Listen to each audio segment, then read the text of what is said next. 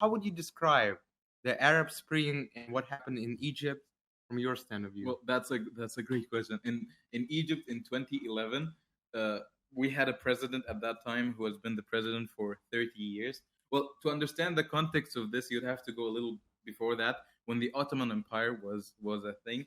The Ottoman Empire, Egypt was part of the Ottoman Empire, and then Egypt was freed from the Ottoman Empire by a revolution that is made by some army men, Egyptian army men, and the ones who did the revolution. Uh, okay, I am calling it a revolution because I think it's a revolution. Some other people would call it a coup because some like Because mostly it came from Islamic, the inside. exactly, Islamic organizations would call it a coup. But I think it's a revolution because it was like Egyptians united against someone who's not Egyptian. We were united against the Turks. So, but then I am like, until now I am pro the revolution. But then what happened after is what I'm anti or what I'm against is the army men took power to themselves. The person Yeah. was Gamal Abdel Nasser.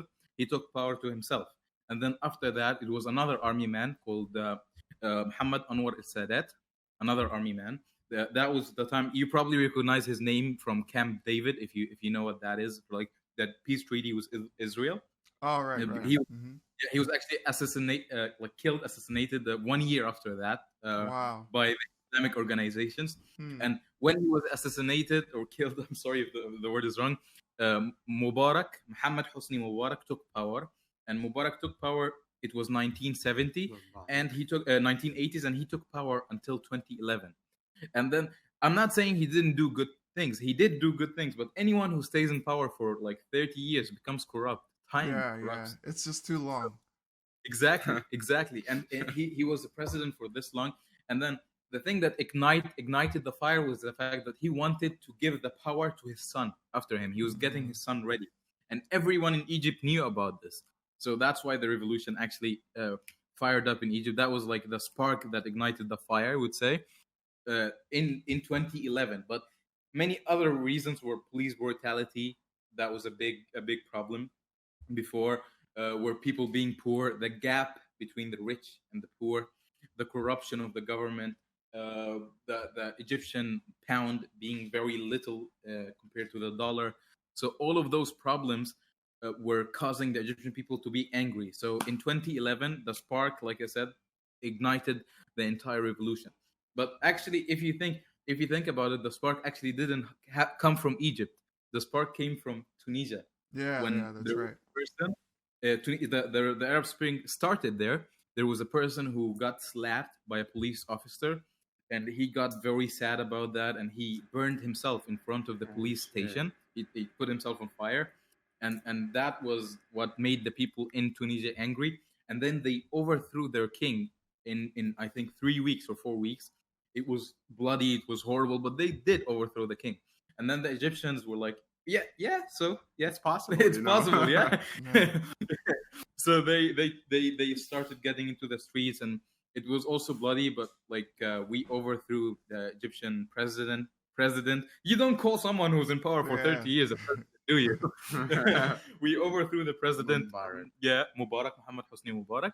And then after that, well, after that it's a whole lot other story.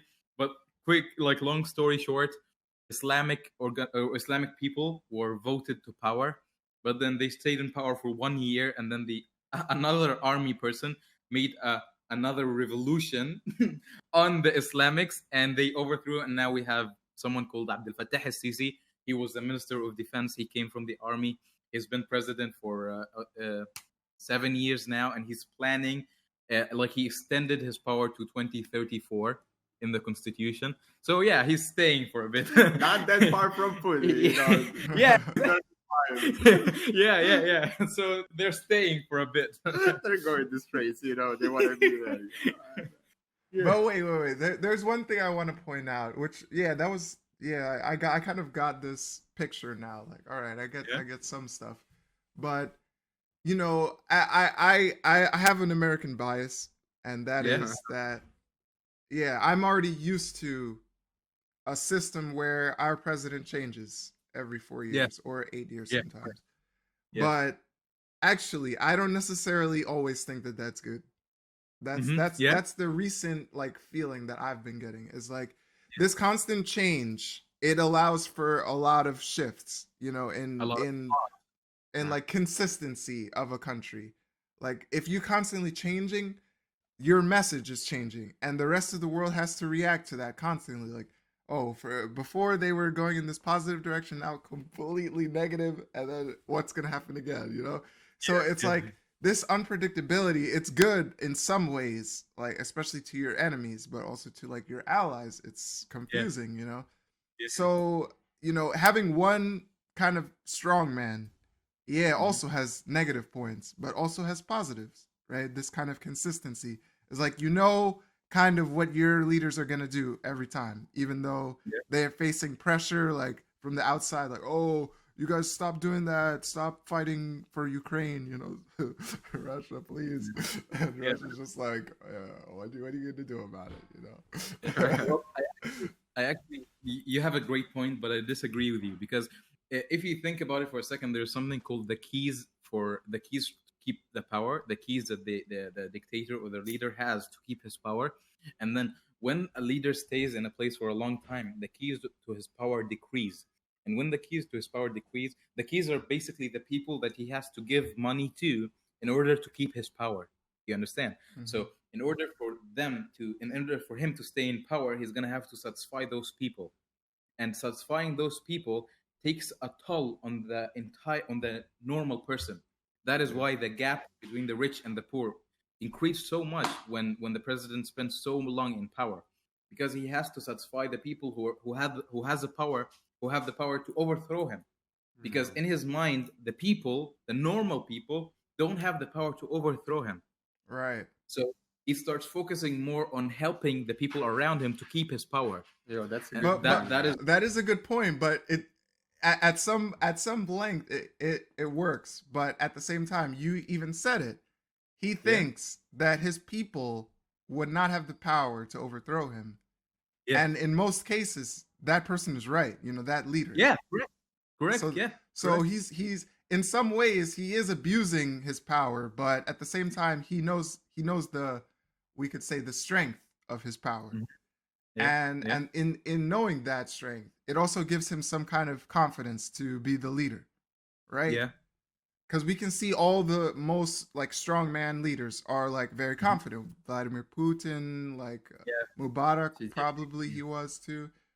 yeah, yeah, So yeah, that's what I'm saying, and I guess that's what our current president is trying to emulate. You know, he's trying to yeah, portray himself like he's one of those guys, even though yeah, it's not. It just doesn't really work in our country. yeah. So That's true. Yeah, Trump yeah. 2020, you know. That's it. Yeah. Well, okay.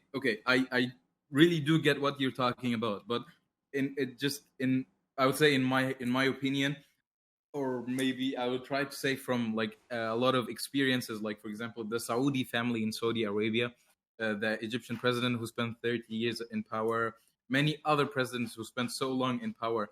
It like all those examples show the result is one thing. The result happens to be corruption afterwards. The result happens to be more of self Yeah, obsession just and like forgetting of the human trait. people, no development of the country. There's a saying like that says like if you're a dictator, you only need to build two roads: a road from your castle to the airport, and a road from the factory to the people's homes.